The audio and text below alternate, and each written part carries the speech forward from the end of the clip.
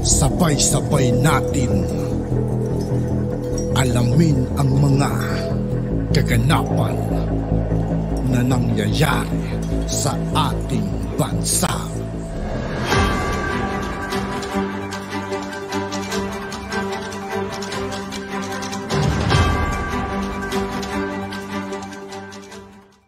Yo, what's up mga kaibigan? This is I2K po again.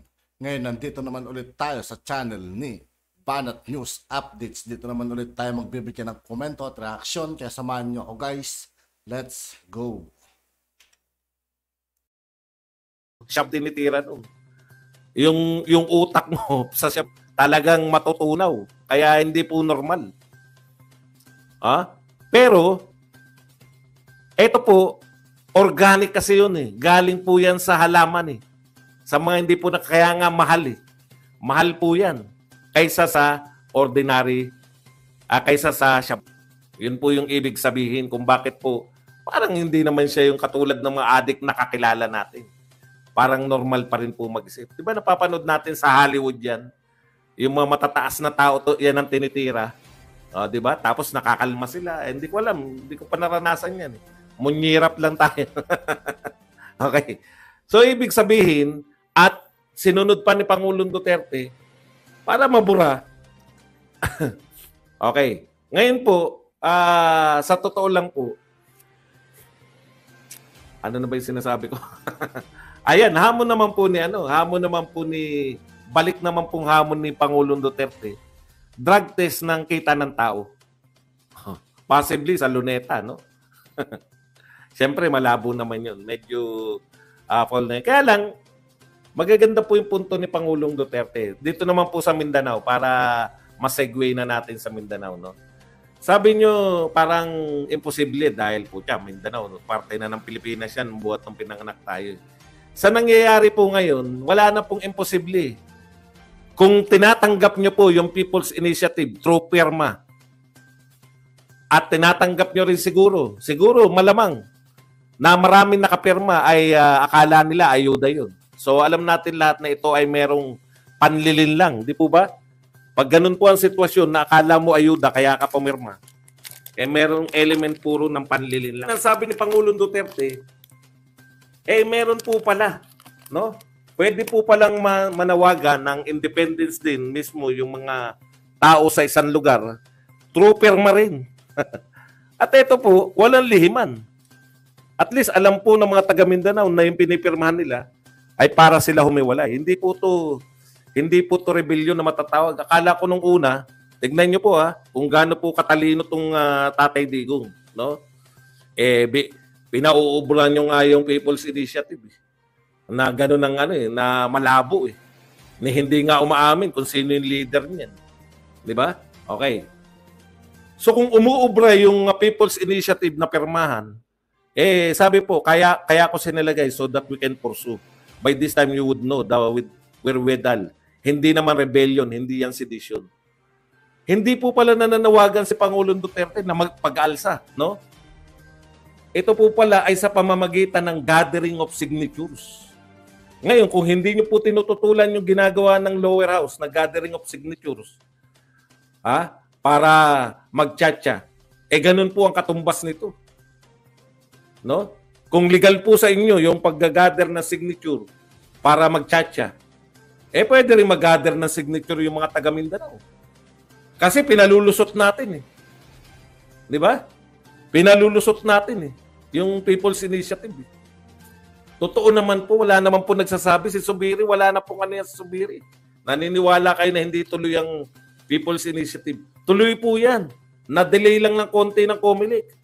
Para payapain lang ang mga taong nagagalit. Alam niyo po, matagal na po akong Duterte. Kami po yung kapartner ni BBM. No? Kung nagagalit po kayo, bakit ako Duterte? Ano po magagawa niyo? Kami nga dapat magalit sa inyo. Kayunitin niyo kami. Bakit niyo tinatabla mga Duterte? Hindi niyo ba naisip yun? Dapat ang sinasabihan niyo kasi si Martin Romualdez. Siya lahat may kagagawan nito. Isisisi nyo pa sa mga Duterte. Anong gusto nyo sa mga Duterte? Pinabalik ang ICC, pinapasok ang ICC, kapartner, kapartner nila si Sara. Huwag nyo kaming baliktarin na parang kayo ang inaapi. Sa totoo lang, oo, matanda na yan, tatanda rin kayo. Bakit hindi mo ipagtatanggol? Yung anak niya nakipag-unit team dito sa mga Marcos. Wala kayong naiisip. Wala kayong naiisip na ang may kasalanan po niyan, no? Si Tambaluslos, hindi nyo naawat. Tuwan-tuwa pa nga kayo pag bumaba na si Tambaluslos. Eh. O eto na epekto. Yung hindi nyo kayang awatin si Tambaluslos, yan na epekto. Nung isang araw lang po, isang araw pa lang bumibira yung mga Duterte, windang na kayo.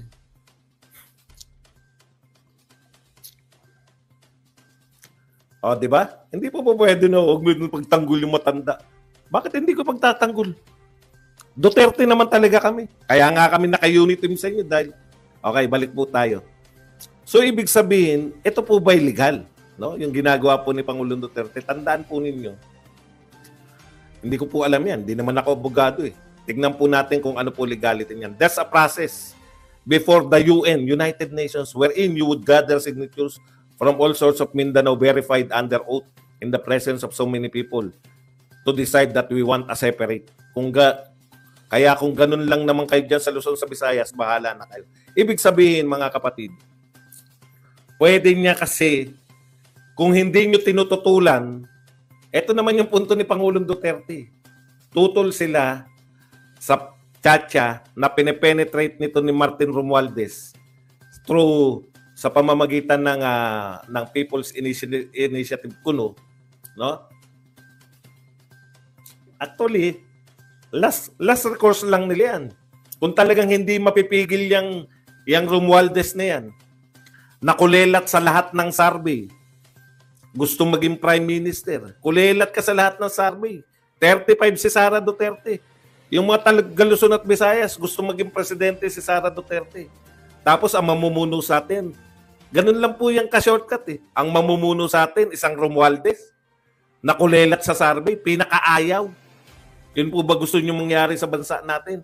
Yung pinakaayaw ng tao, siya yung magiging pinuno dahil nagbago tayo ng konstitusyon. Kaya niya nga pinupush yan. Oh, lumabas na po sa Senate. Ano po bang sinasabi? Thank you very much, Jokas, sa 100 stars.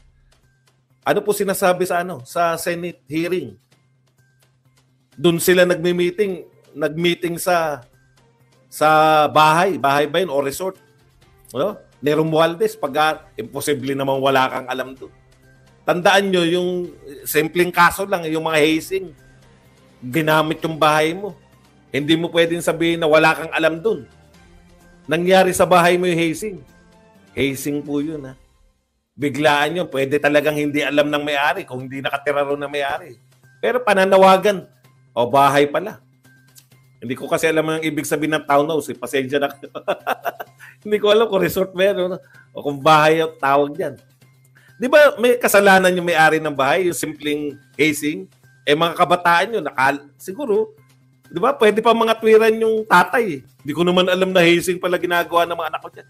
Hindi na nga tayo maniwala doon na walang alam yung tatay. Ito pa kaya, sa bahay mo nag-meeting, wala kang alam.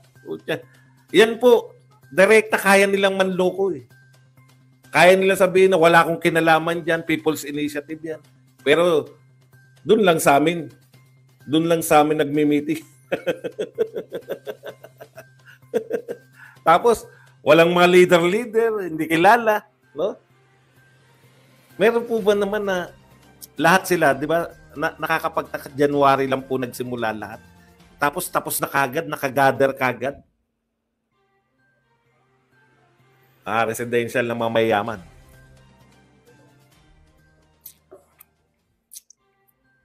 Doon pa lang po kitang-kita na po natin yung ugnayan. Mahirap na pong i-deny yun. Bakit? Hindi po akusasyon yun. Inamin po yun nung mga umaaktong leader. Umaakto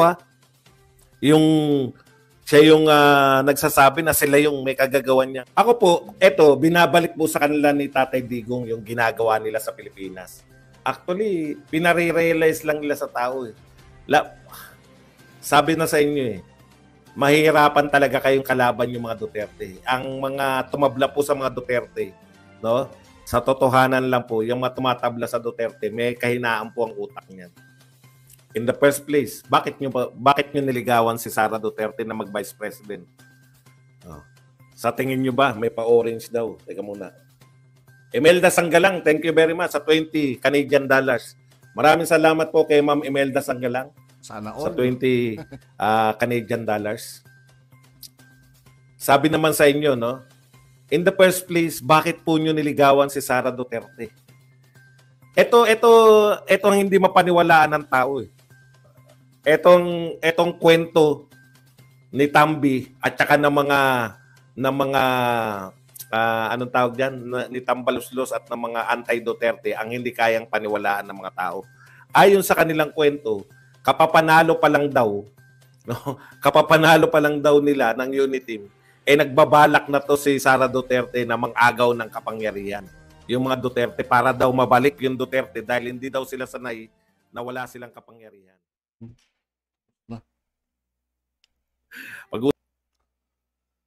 At yun nga po mga kaibigan, dito po nagtatapos ang ating reaction video. Muli ako po si I2K ng Sundalo ng Tunggalo. Maraming salamat sa patuloy na pagsuporta. Yeah, peace out.